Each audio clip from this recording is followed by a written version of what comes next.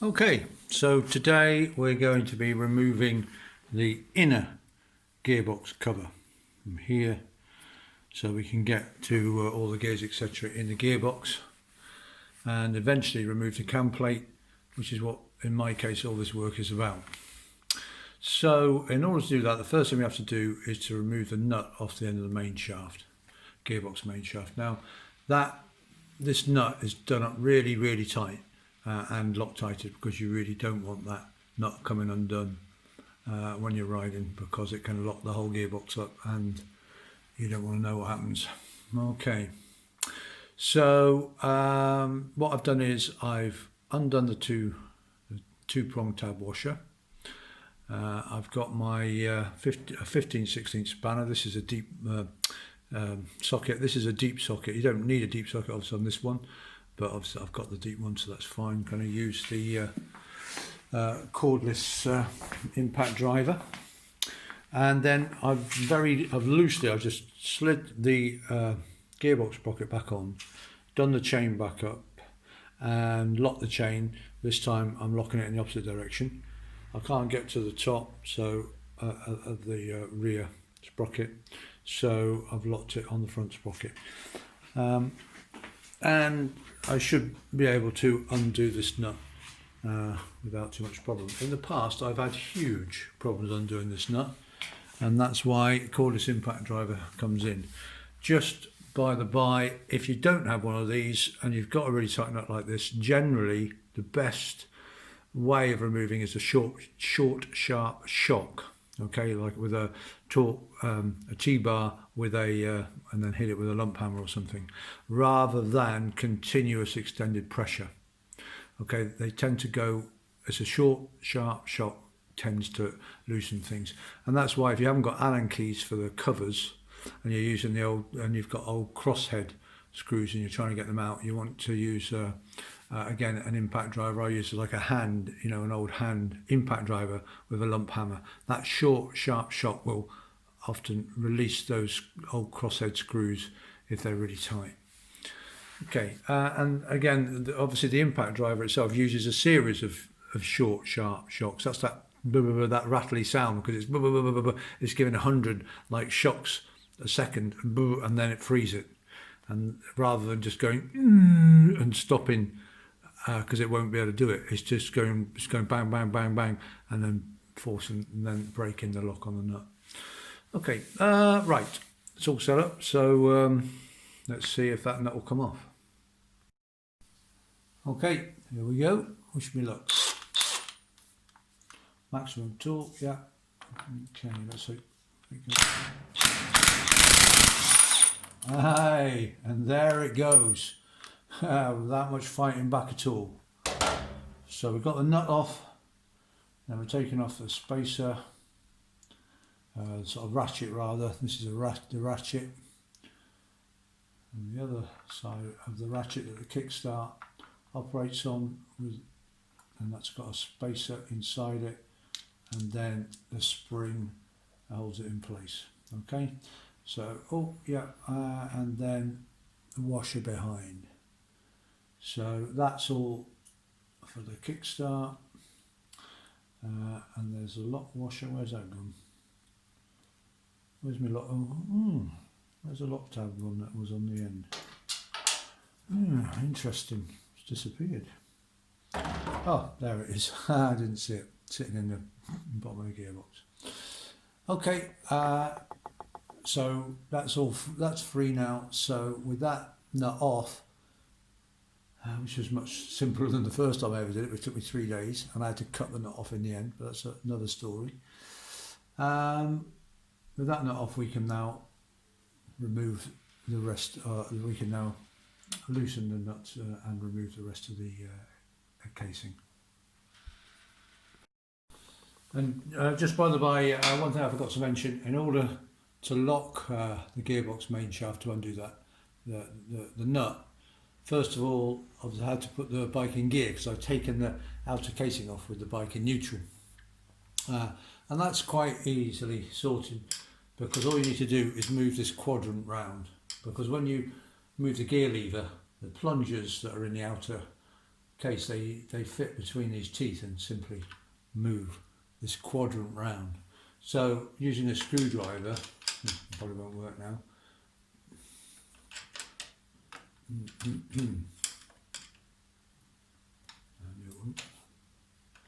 There we go. That's gone up into first. Right, I'm going to remove the Allen bolts and other bolts. A couple of things really to notice. I think there are two Allen bolts in my case. That is actually normally a crosshead screw, and this one, which is I think an Allen bolt originally, but there's also these two underneath. Okay, screw and a bolt.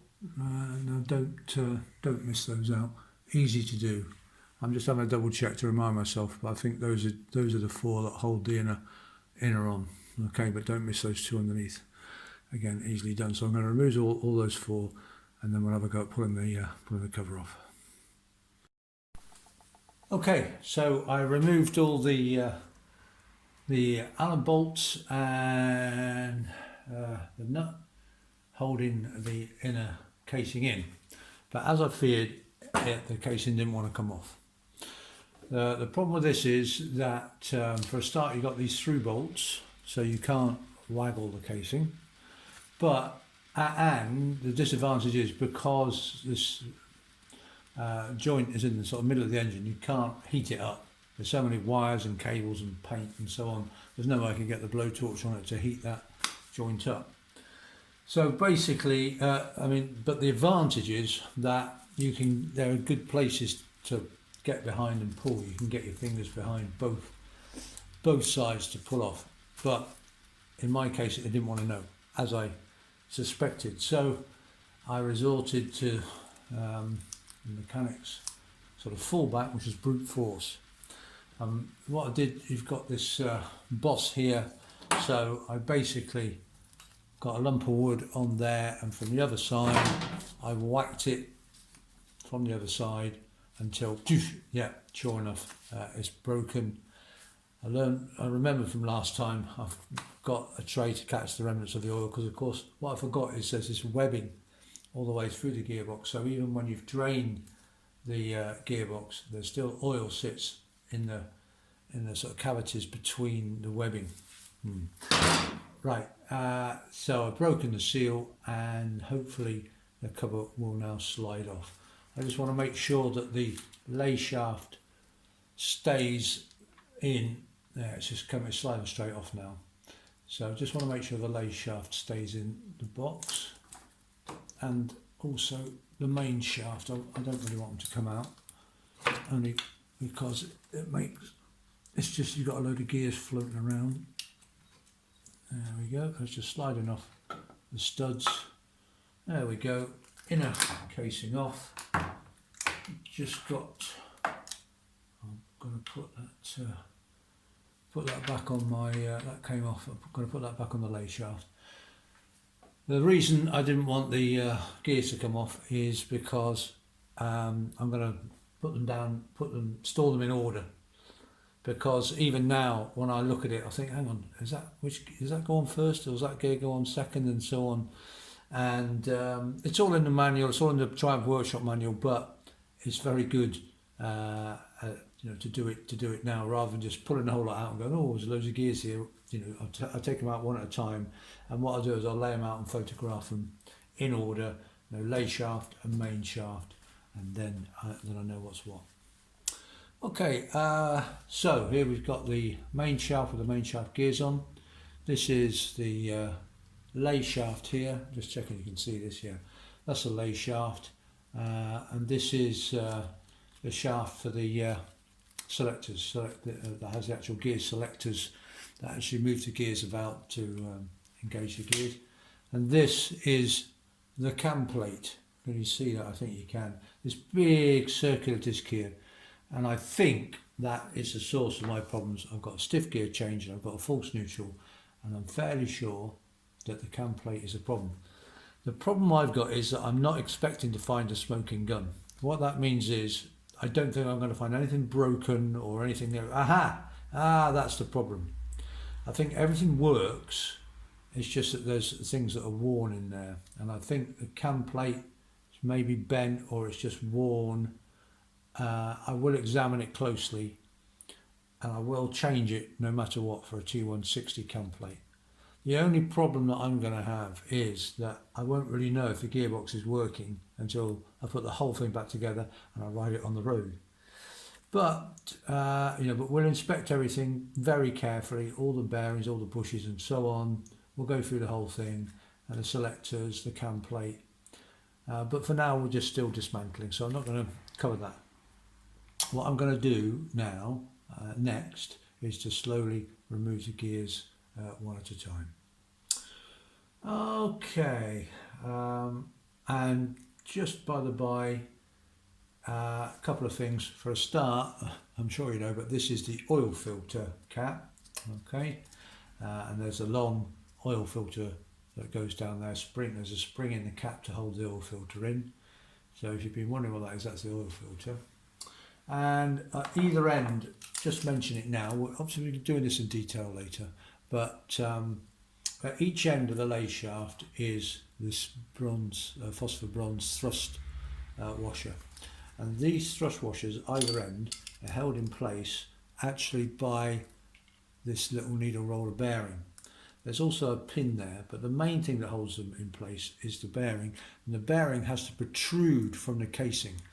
When you fit these bearings, this side and the back in particular, you have to make sure that they're sitting proud of the casing so that the little thrust washer is held in place by the bearing.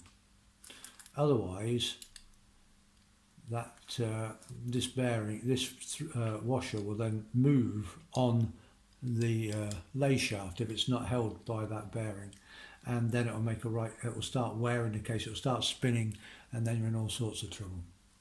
Okay, so I just mentioned that, which usually comes off with this casing, but sometimes it may still sit on the lay shaft. Okay, there's one of these either end. We'll be looking at those in detail obviously later on. There's the quadrant that actually selects the gears. Okay, that's the back side of the quadrant there, and this quadrant fits, you can't see it from there, but on the back side of the cam plate is a sprocket, and these teeth fit into the sprocket on the back of the cam plate, and they rotate the cam plate round.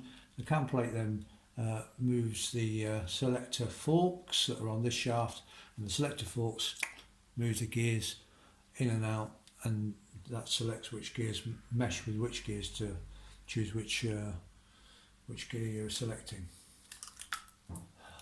hopefully. Right, okay, I'll leave that there, and next we'll take the gears out.